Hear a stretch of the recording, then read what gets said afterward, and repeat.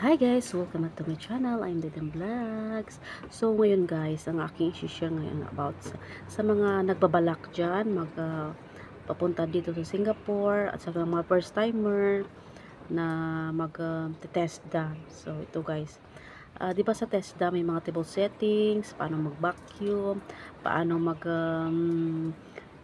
pagtawag ng diba, table settings na sabi ko na table settings, mga paano mag plancha, paano ano pa guys, paano limpyo ng CR dito guys.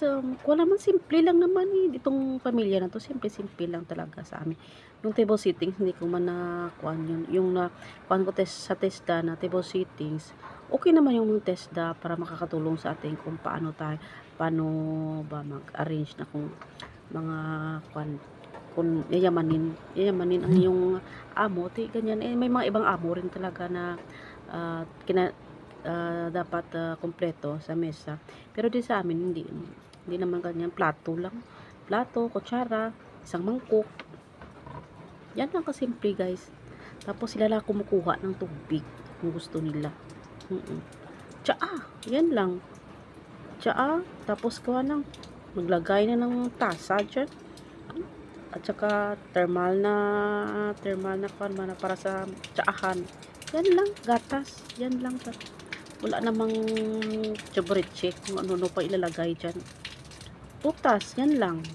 Paglinis ng CR dito, simple lang naman, sabon na labada, sabon na powder, at saka Clorox. Yan lang naman ang paglinis dito. At saka vacuum, di naman ako nagba-vacuum, minsan lang, once a month lang ako nagba-vacuum talaga dito sa baba lang, kasi dalawa kami dito guys. Dito ako sa baba, yung kasama ko sa taas.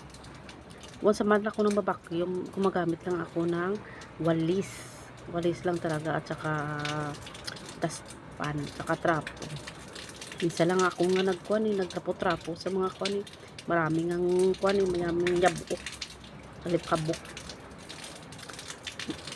Kasi katawan lang yung natin naku, ayaw ko na magbuhat pa kung ano-ano dyan. Masakit ng katawan ko, naranasan ko na yan.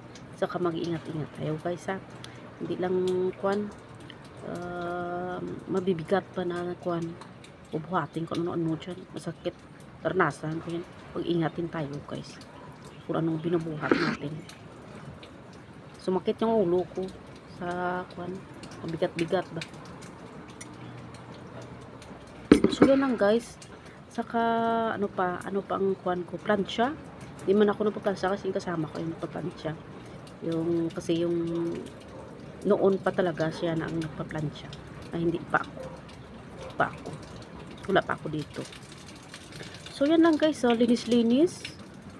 Okay naman, wala namang minsan nga ako kanang general cleaning na talagang gusto ko talaga. Yan lang. Wala naman na guys. Simple lang.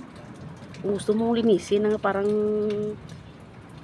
kintab-kintab man shiny, nag-twinkle in the sky, it's up to you, diba? Kung gusto mong malinis talaga. Sa akin, simple lang na paglilinis, na kasi alam naman natin na mag-ingat rin tayo sa mga magtrabaho tayo, no? Kasi katawan lang yung natin. Pag mahina na yung katawan mo, wala na, baldado na tayo, parang mahina na yung natin, di ba? So yan lang guys ang aking sa mga first timer at saka gusto mag-abroad dito sa Singapore. Salamat guys, ingat tayo, at God bless everyone. Bye.